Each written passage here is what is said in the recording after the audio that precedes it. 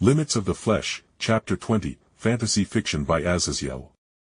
With everyone having already gone to bed after the day's training, I was just relaxing in front of the pond next across the property, and I was thinking about my choices in this new life. Did I make the right choice in going along with the ROB version of myself's letter to join and stick with the DXD timeline? Should I have tried to join Serafall or Sirzech's sphere of influence instead of the weaker younger siblings? I thought as I stared into the gently rippling pond in front of me that was lit up by a number of lightning bugs.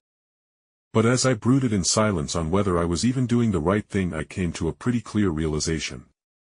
This Rias isn't some evil manipulator. Sure, she has some lazy princess tendencies, but she truly does care for me as a member of her peerage, and the way I have been twisting up her hormones have definitely brought her even closer. I concluded my thoughts, and then with that realization I relaxed, exhaling out the stagnant air that filled my body as I was so absorbed with my thoughts. "Come on over if you want to watch the fireflies with me," I called out, and down the path I took to get to pond Rias walked out of a shadow, brushing a hand through her crimson tresses. "I wanted to leave you to your thoughts, seeing how they weighed upon you," Rias said softly as she sat down beside me and likewise stared off over the lake at the fireflies who were gently lighting up the top of the pond with their little lights. For a few minutes, we shared a silent companionship. Rias in a track outfit that clung to her voluptuous frame, and me in some sweatpants and a t-shirt, just sat beside one another, just a couple of young adults absorbed in our thoughts. "Jake," I was curious. "Why do you smell like Christmas?" "I mean, you smell like cinnamon and apples baked together, and I know with the girls having taken the bath you haven't had a chance to take one yet, so why do you still smell so good after fighting and training all day?" Rias demanded, pouting as she whirled on me, and I couldn't help but burst into laughter at how random the question was, as I imagined she would get into some somber stuff like what if she lost a riser or whatever. "You have been taking whiffs of my scent then?" I asked pointedly, and Rias shamelessly nodded, making me chuckle, but then my smile froze as she continued. "Of course, we all have, and even Kaneko was saying how she was waiting to steal your shirt when you jumped into the bath as the natural smell calmed her down," she said, raising a hand in a "what can you do" motion, and I realized my unicorn heritage was probably resonating with Kaneko's Nekishu bloodline. "Were you going to do something as well when I was in the bath?" I asked, nudging Rias jokingly, and she snorted, pushing me back, but then as we wrestled, pushing each other lightly atop the fallen log and Kaneko knocked over today, we eventually stopped as Rias dodged my pushing hands that were on her shoulders to duck under my arm so she could rest her face and shoulders against my chest. "Would I have done anything to you in the bath?" "No. I may have joined, and Akino may have done something to tease you. But I wouldn't do, nor allow anything that would make you feel uncomfortable," Rias said softly as we shared some skinship, and she looked up to me from the position she wrangled herself into, having me all wrap an arm around her. "Thank you, Rias," I said, pulling her tightly against me as I enjoyed her soft body against me, and then as I pulled her closer, she actually got pulled into my lap, but neither of us made anything of it and simply enjoyed the feelings of each other. "Thank you for giving me a place in your peerage. I was lost and didn't know what I was going to do when I graduated. I didn't want to get wrapped up in the whole Red Dragon Emperor nonsense or just get killed for having potential like how those fallen wanted to kill me."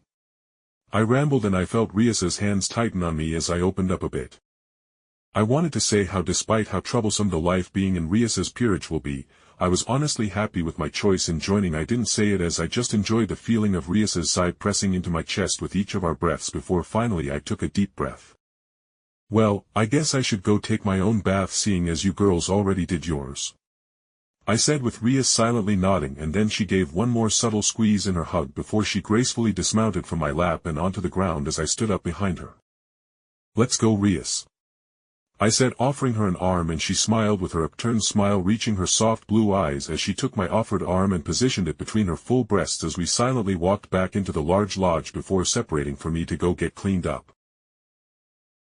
While I was done cleaning up and once again just relaxing in the attached hot spring, I heard from the side room some giggling and noises of the cabinets opening/closing, and then, just as Rias warned, Akino Himejima came out of the dressing room seemingly only clothed in a towel that covered her lady bits and left her thighs and the tops of her massive breasts clear to see.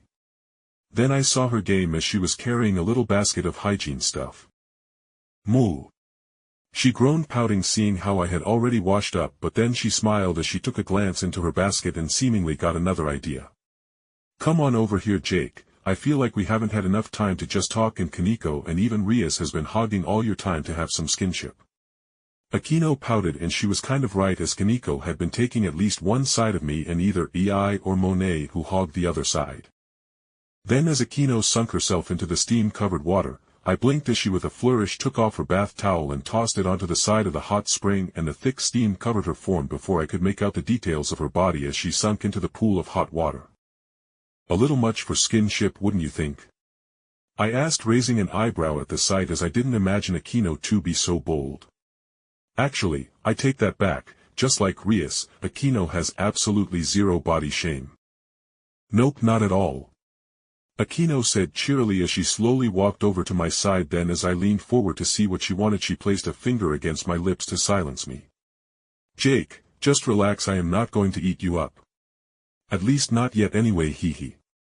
Akino tittered before she swam behind me, and then I felt her gently pull me back, so my back met her legs that soon wrapped around my stomach, and then I felt her fingers begin to thread through my hair.